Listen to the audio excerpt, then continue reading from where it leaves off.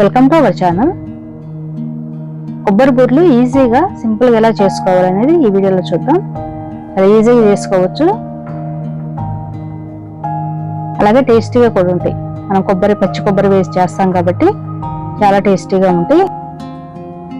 ఇది ఎలా చేయాలనేది చూద్దాం. ముందుగా పచ్చి కొబ్బరి ముక్కలుగా కట్ చేసుకుని మిక్సీలో వేసుకుని పౌడర్ లాగా ఇలా చేసుకోవాలన్నమాట. తురుములాగా చేసుకోవాలి.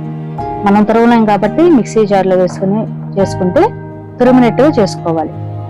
అది పక్కన పెట్టుకుని స్టవ్ వెలిగించి మనం బెల్లం తీసుకోవాలి. బెల్లంలో కొద్దిగా వాటర్ వేసుకుని ఇలా పాకం పట్టుకోవాలి. కేజీ బియ్య పిండికి 3/4 కేజీ బెల్లం తీసుకోవాలి. వీటిని పాకం వచ్చే వరకు మనం ఇలా తిప్పుకుంటూ ఉండాలి. దానికంటే ముందుగా మనం ముందు రోజు ఒక 24 అవర్స్ 24 గంటలు బియ్యాన్ని నానబెట్టుకోవాలి. నానబెట్టుకుని తడి బియ్యమే పిండిగా పట్టించుకోవాలి. ఒక 24 గంటలు నానబెట్టి, అది రేషన్ బియ్యం అయినా పర్లేదు, లేదా పాత బియ్యం అయినా పర్లేదు. రేషన్ బియ్యం కూడా వాడుకోవచ్చు. 24 గంటలు నానబెట్టిన తర్వాత మనం తడి బియ్యాన్ని పిండి పట్టించుకుని జల్లించుకుని పక్కన పెట్టుకోవాలి. పెట్టుకున్న తర్వాత ఈ ప్రాసెస్ అంతా చేసుకోవాలన్నమాట. ఆ బియ్యం నానబెట్టింది, అది పిండి పట్టించింది అవన్నీ చూపించలేదు, ఆ వీడియో స్కిప్ అయింది. ఇప్పుడు అది కొద్దిగా పాకం వచ్చింది, లైట్ తీగ పాకంలాగా వచ్చిన తర్వాత దీనిలో కొబ్బరి తురుము వేసుకుంటున్నాం. మనం మిక్సీ పట్టుకున్నాం కదా కొబ్బరి. కేజీకి ఒక కేజీ బియ్యానికి ఒక కొబ్బరికాయ అయితే సరిపోతుంది.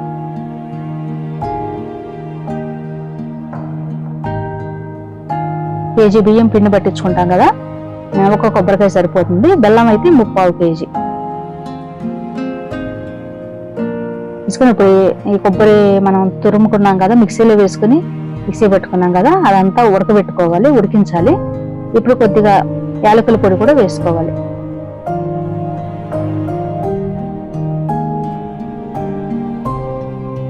దీన్ని ఇలా మంచిగా ఉడికించుకోవాలి.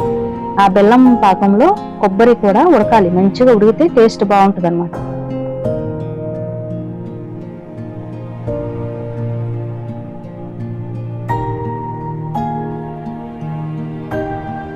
అది ఉడికింది కదా, ఇప్పుడు దీనిలో మనం తడి బియ్యం పిండి ఉంది కదా, అది వేసుకోవాలి.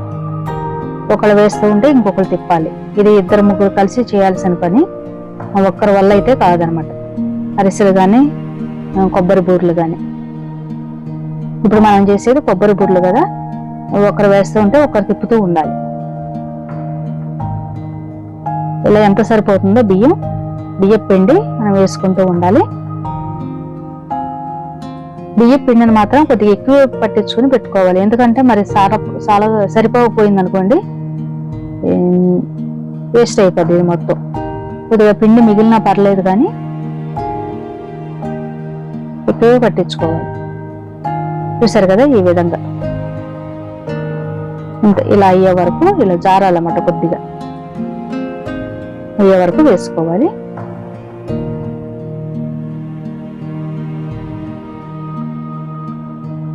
దాన్ని మూత పెట్టి పక్కన పెట్టుకోవాలి.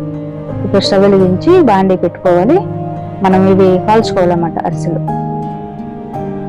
కొబ్బరి బూరెలు కాల్చుకోవాలి. ఇది కొద్దిగా ఒక గిన్నెలోకి తీసుకుని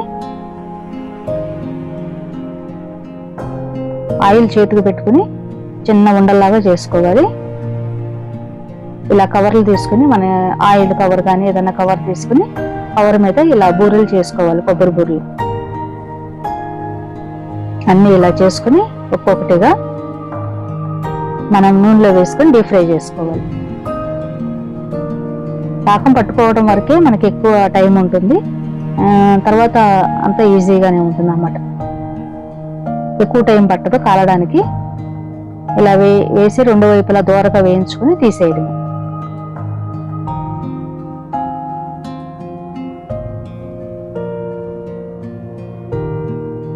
ఇలా సింపుల్గా ఈజీగా చేసుకోవచ్చు.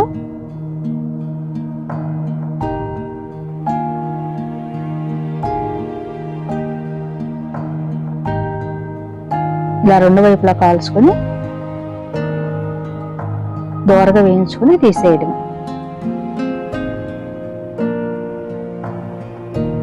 చూసారు కదా, కొబ్బరి బుర్రలు రెడీ అయిపోయి. మొత్తం ఇలా చేసుకోవాలి. చాలా సింపుల్గా ఈజీగా ఇలా చేసుకోవచ్చు. నేను చెప్పిన కొలతలతో చేసుకుంటే చాలా ఈజీగా సింపుల్గా అయిపోతుంది. చాలా టేస్టీగా ఉంటుంది అన్నమాట.